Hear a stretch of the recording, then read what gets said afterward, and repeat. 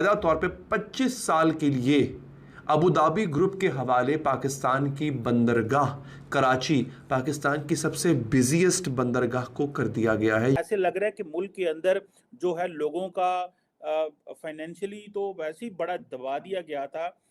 अब बात करना भी मुश्किल हो जाएगा। Pakistan for sale as the UAE and Qatar make their moves.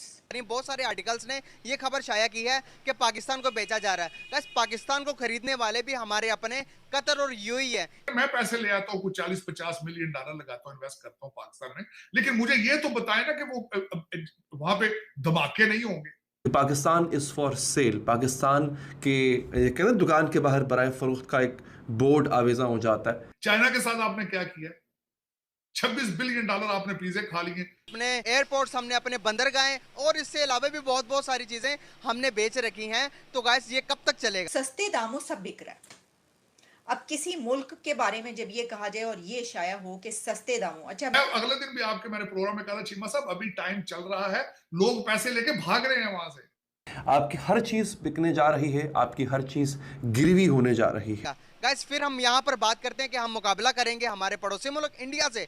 तो क्या पाकिस्तानी पब्लिक के पास जाऊंगा, उनसे पूछूंगा इन सब हालात के अंदर जहाँ पर हम अपनी सामान, अपनी एशिया निकाल निकाल कर बेच रहे हैं, क्या हम मुकाबला कर सकते हैं? आपके एक चीफ मिनिस्टर का बच्चा जो आप सोच नहीं सकते कितने कितने अरब रुपया लेके भागा प्राइवेट जहाज।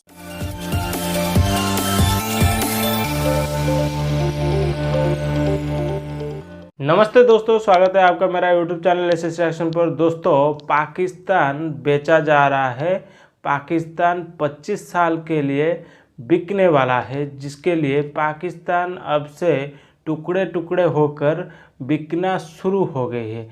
ये बात आज हम इसी हवाले से देखने वाले हैं। पाकिस्तान के मीडिया और पाकिस्तान के पब्लिक इस पर क्या रिएक्शन देती है और इसमें कितना सच्चाई है। तो चलिए वीडियो देखते हैं। इसके इससे बड़ी जो है ऑर्डर नहीं है जी, अभी कुछ भी नहीं है जी। सर, हमारा जुडिशरी सिस्टम भी दुनिया में आप देखेंगे किस नंबर पर आ रहा है? वही वो 100 कितने नंबर 30, आपको ज़्यादा जानते हैं, आप माशाल्लाह जर्नलिस्ट हैं। 130-32 का, इससे बड़ी परेशानी की बात और क्या होगी कि हम जो हैं वो बहुत लोग आगे चले, हम स्टैगनेंट ना होते, हम इंटैक्ट ना होते, हम पीछे तो ना जाते, आगे अगर नहीं तो पीछे तो ना जाते। हमारा मंजिल वही बात है कि मेरे मुल्क पर सेब का साया क्या है कि तरक्की कदम रफ्तार तेज़ तर है और सफ़र आहिस्ता आहिस्ता। ठीक है जी, तो ये आहिस्ता आहिस्ता सफर जा रहा है, तरक्की कोई नहीं है। सर, हम अपने असासे बेच रहे हैं, पाकिस्तान फॉर सेल, इस तरह की भी खबरें सुनने को मिल रही है, लेकिन कभी इंडिया की तरफ से ये बात सुनने को नहीं मिली कि उसने अपने पोर्ट्स इंडिया को गिरवी रखवा दी है, सॉरी अमेरिका को गिरवी रखवा दी है, यूएई को गिरवी रखवा दी। हम अपने चीज़ें बेचने पर मजबूर हो गए हैं। अब देखें कि हमने IMF से लोन लिया, हमने IMF के अभी $10 बिलियन के कर्जाई हो गए हैं। सर, इसके बावजूद भी लग्जरी चीज़ें हमारे मुल्क में आ रही हैं।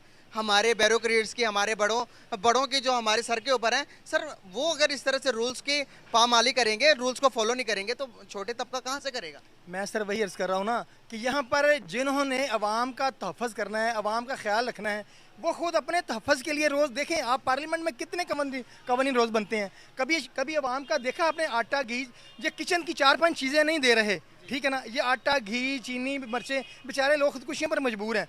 तो डेली अपने अपने तहफ़्फ़ुज़ के लिए, एसी के लिए, ब्यूरोक्रेसी के लिए गाड़ियाँ जो है रोज़ आ रही हैं। हमने IMF से, आपने अभी कहा जी वो तरक्की क्यों इंडिया कर रहा है, हम क्यों नहीं कर रहे? कि हमने $1.25 अरब लिया है हमने अमेरिका IMF से, अभी हमने अपने गाड़ियों पर लल्ला तलों में उड़ा दिया है। तो इसी में जवाब है सारी चीज़ों का कि यहाँ पर तरक्की इसलिए पीछे हो गई है कि जनाब वो जो अशराफी है ना, वो इस अवाम को जो है ना सोचे समझे मनसूबे के तहत इसको मार रही है, मौशी कत्ल कर रही है, समाजी कत्ल कर रही है और भूखो फलास का खुद जार ये नंग पैदा कर रहे हैं।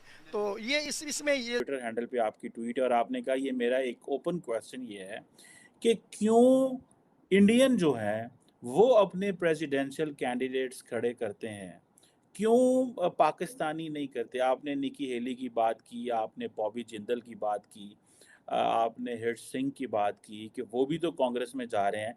हमारे लोग जो हैं तारड़ साहब, ये वो क्यों प्रेसिडेंशियल कैंडिडेट या मटेरियल नहीं है? जबकि वो ये बड़ा कहते हैं जी 20,000 डॉक्टर जो है वो खड़ा हुआ था इमरान खान के लिए। ये क्या है? हमें हमारे लोगों के अंदर क्या वो अभी जिसे वो कहते हैं ना एक कॉन्फिडेंस नहीं है? What do you make of that sir? Cheema साहब, ये बहुत मैं कोशिश कर रहा हूँ इस चीज पे रिसर्च करूं, क्योंकि मैं खुद भी उस डायस्पोरा का हिस्सा हूं और मैं खुद शर्मिंदा हूं। खुद शर्मिंदा हूं कि मैं खुद पाकिस्तान के लिए कुछ नहीं कर सका। मैं अगर देखा जाए तो मैं भी वहीं से आया हूं और सेल्फ सेंटर्ड हूं। अपने आप पे तवज्जो है, मेरी सोसाइटी पे तवज्जो नहीं है। बल्कि चीमा साहब, मेरा एक और क्वेश्चन है, मैं सोच रहा हूँ कल उस पर ट्वीट करूंगा। मैं मुसलसल इस वक्त लोगों को देखता हूँ यहाँ पे, आज तक किसी हॉस्पिटल में आपने को पाकिस्तानी वॉलंटियर करते देखा? आपने आज तक किसी अमेरिका के अंदर किसी फायर डिपार्टमेंट के अंदर पाकिस्तानी वॉलंटियर करते देखा? आज तक किसी ने को पाकिस्तानी देखा है कि वो अपनी गली की सफाई कर रहा हो? नहीं। हालांकि हमारे मजहब का हिस्सा कहते हैं सफाई निसफ ईमान है। वजह क्या है? क्या वजह है? हम यहां पैदा, और मेरे बच्चे भी नहीं कर रहे। देखिए ना, मैं तो पाकिस्तान से पाकिस्तानी मेंटालिटी लेकर आया हूं, लेकिन मेरे बच्चे भी इसी तरह पाले हैं कि वो ये काम नहीं कर रहे। मैंने कई दफा उनसे पूछा, इंटरेस्ट ही नहीं है इसमें। गोरा कर रहा है, यहाँ पे गलियों की सफाई भी कर रहा है, हॉस्पिटल में भी फ्री वॉलंटियर करता है, फायर डिपार्टमेंट में जाकर फ्री वॉलंटियर करता है, और कई कई जगहों पे कर रहा है।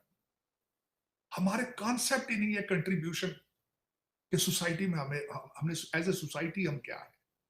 हम सिर्फ हर चीज लूट के अपने घर ले जाने की तरबियत दी जाए। हमारे डीएनए में चीजें शामिल हो चुकी, सेल्फ सेंटर्ड, लालच, मतलब खुद गर्जी, तकब्बर, गरूर, फ्रॉड, शॉर्टकट, ये हमारे डीएनए का हिस्सा बन चुके हैं।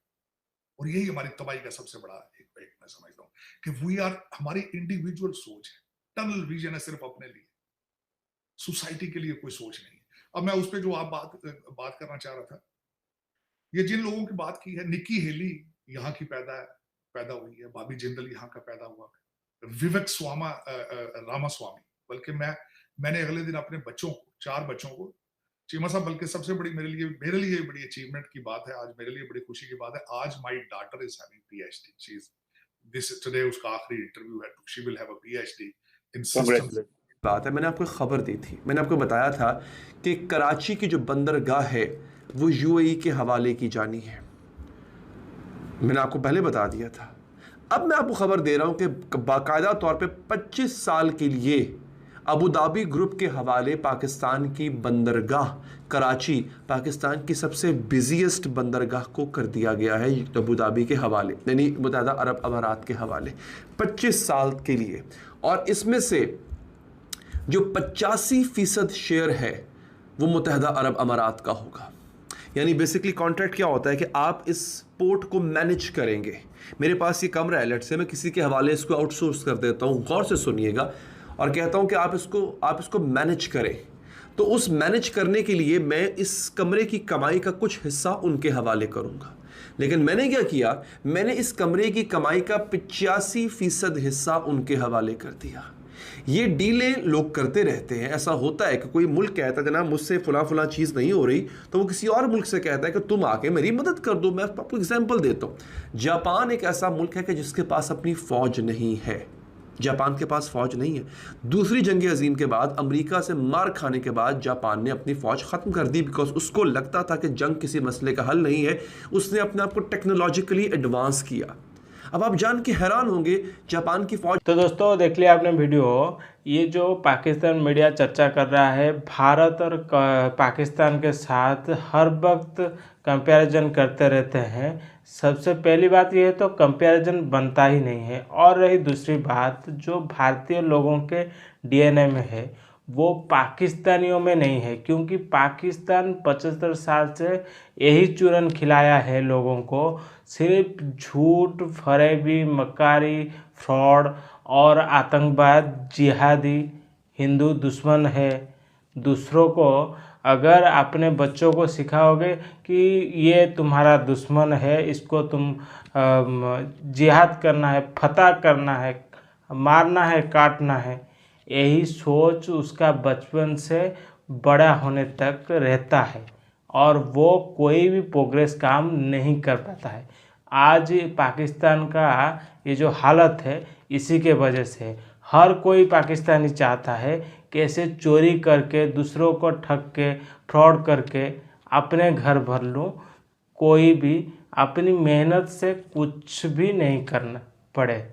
तो आज इसी के वजह से ही ये हालत हुआ है। और जैसे कि साजिद तारा साहब बोल रहे थे कि अमेरिका में जो भारतीय डायस्पोरा है वहाँ पर अगर भारतीय कम्युनिटी के लोग जो रहते हैं वहाँ पर भारतीय प्राइम मिनिस्टर जब जाते हैं वहाँ पर लोगों का गैदरिंग होता है, लोग मिलने के लिए आते हैं, भारत माता के नारे लगाते हैं। लेकिन पाकिस्तान के प्राइम मिनिस्टर अगर कहीं पर भी जाते हैं पाकिस्तानी उनको मिलने के लिए नहीं आते हैं और पीछे गालियाँ देते हैं।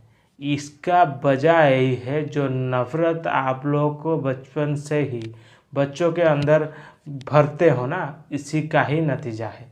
और रही बात अब जो पाकिस्तान से बंदरगाह जैसे बहुत सारे चीज़ें बेचा जा रहा है, यूएई उसको परचेस कर रहा है, जैसे कि इस तरह पाकिस्तान का और भी बहुत कुछ बेचा जाने वाला है और ये होकर ही रहेगा। क्योंकि जब हर कोई लूटना ही चाहे तो कंट्री का हालत क्या होगा। जो भी प्राइम मिनिस्टर आता है, जो भी सियासत में बैठते हैं, वो सब अपने घर को भरने के लिए कोशिश करते हैं। और ये जो आवाम ये भी जाहिल से जाहिल है, कोई भी शिक्षा में कुछ भी नहीं है, ना ही कोई नॉलेज है, ना ही कोई नॉलेज लेना चाहते हैं, ना ही ये सच्चाई को एक्सेप्ट करना चाहते हैं, ना ही दूसरी कंट्री जो पड़ोसी कंट्री है जो डेवलप कर रहे हैं, जो आगे प्रोग्रेस कर रहे हैं, ना ही उनको देखना चाहते हैं, ना ही उनसे कुछ सीखना चाहते हैं। अगर भारत की बात किया जाए तो इनके पिछवाड़े आग लग जाता है। तो ये जो जिहाद वाला सोच, ये जो दूसरे को बर्बाद करने वाला सोच, यही इनको डुबाता रहता है और डुबाता रहेगा। तो दोस्तों आपको इस वीडियो के बारे में क्या राय है कमेंट करके ज़रूर बताइए। अगर वीडियो पसंद आया हो तो वीडियो को लाइक करें, चैनल को सब्सक्राइब करें ताकि ऐसे ही इन्फॉर्मेटिव वीडियो मैं आप लोगों के लिए और भी लाता रहूँ। तो चलिए दोस्तों फिर मिलते हैं नेक्स्ट वीडियो पे, तब तक के लिए जय हिंद, वंदे मातरम, जय श्री राम।